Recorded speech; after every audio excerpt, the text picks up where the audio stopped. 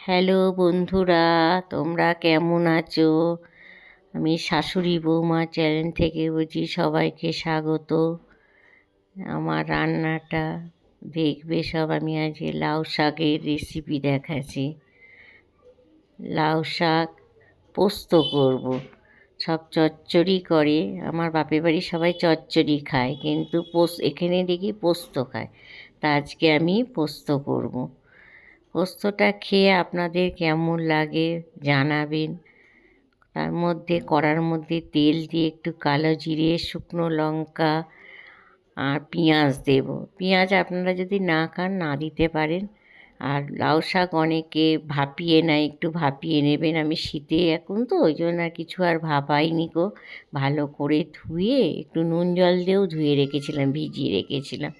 কেন শাকে অনেক সময় পোকা থাকে, আর নুন জল দিলে কী হয়, পোকাটা আর কি বেরিয়ে যায়।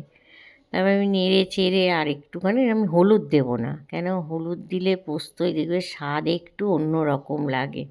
তা আমি কাশ্মীর লঙ্কা গুঁড়ো আর নুন দেবো। আপনারা শুধু কাঁচা লঙ্কা দিয়েও করতে পারেন, কেন কাশ্মীর লঙ্কা দেবো একটু কালারের জন্যে, আমাদের আবার একটু কালার খাই সব। আর আমি পোস্তটা একটু কাঁচা লঙ্কা দিয়ে পেস্ট করব। একটু ঝাল ঝাল হলে ভালোই লাগে। অনেকে আবার শাকে একটু মিষ্টি দেয়, যদি ভালো লাগে তাহলে আপনারা একটু চিনি দিয়েও খেতে পারেন। হ্যাঁ, আমি এতে মিষ্টি দেব না। আর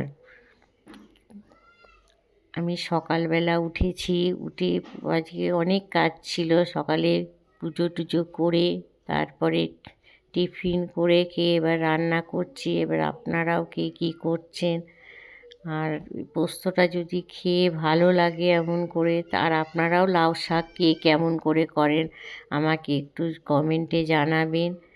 আর যদি ভালো লেগে থাকে তাহলে একটা লাইক, কমেন্ট, শেয়ার করবেন।